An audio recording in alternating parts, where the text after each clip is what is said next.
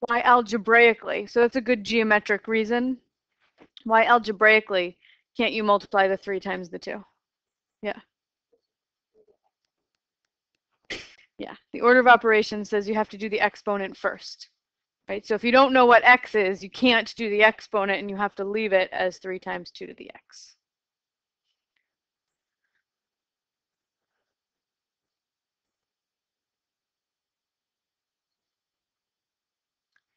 So here's an example where you're just given a table of values.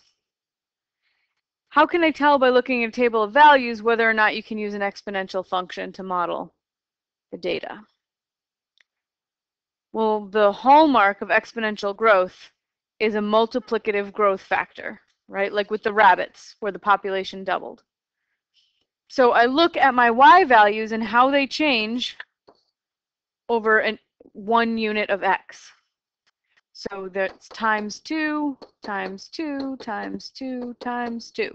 So when you see that constant multiplicative factor, that lets you know it's exponential.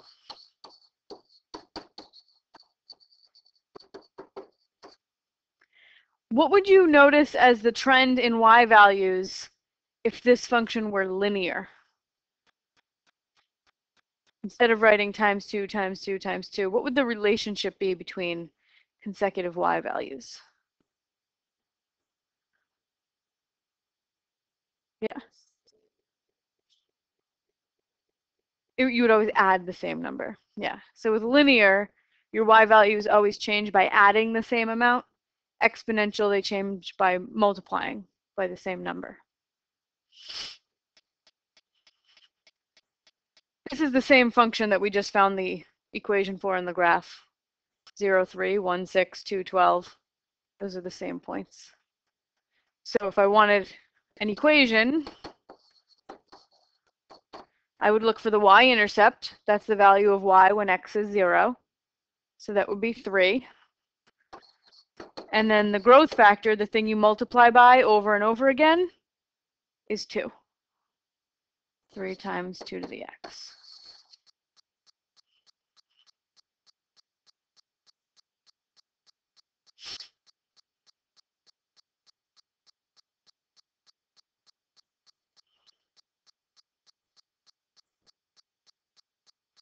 All right, so the last thing is that we should be able to use transformations of our new parent function, a to the x. Okay, so we have a new parent function, y equals a to the x. So in all of these examples, I'm using y equals 2 to the x as my parent function.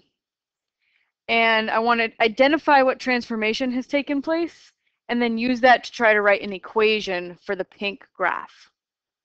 So the graph in blue is y equals 2 to the x. So someone just describe in words the transformation that's taken place graphically from the blue to the pink. A reflection over the x-axis. Good. How do you change the equation of a function to create a reflection over the x-axis? Make what negative? The input or the output? The output. Make the whole equation negative, which I think is what you were trying to get me to do. Negative 2 to the x.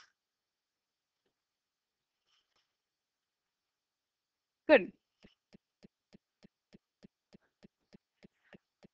All right, so now I have y equals 2 to the x in blue. Sure.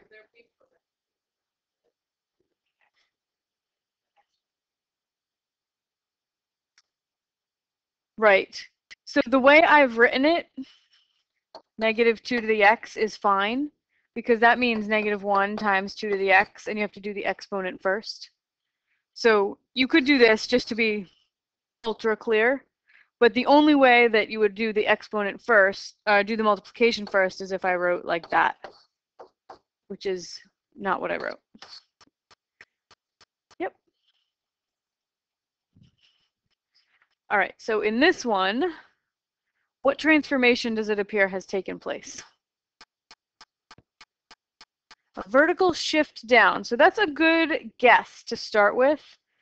But what you notice is that The asymptote, right, that line that the graph approaches but never crosses, hasn't changed, right? If I was going to take the blue one and shift it all down, it would have crossed that line, right? It would have gone below the axis.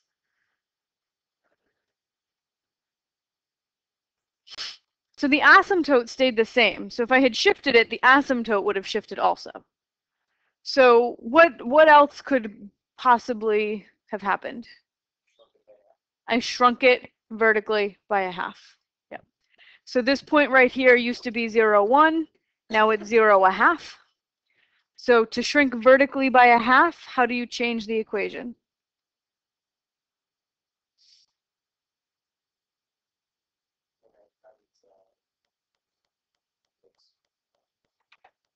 Times 2 to the x, yep. Multiply the outside of the function by a half. 1/2 times 2 to the x. That would create a vertical compression by a factor of a half. All right, so now this last one, the original blue is 2 to the x, and you can see the asymptote did move this time. So what do you think the transformation is in this last one? Vertical shift up 1 unit, because the asymptote went from 0 to 1, and this point here went from 1 to 2. So if I want to shift everything up 1 unit, how do I change the equation?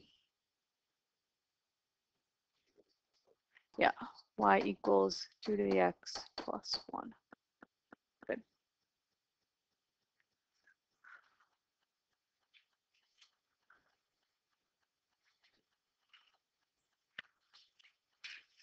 All right, so that finishes class 32. This is just some reading that you can look over, not before the test, but before class Monday, if you have a chance.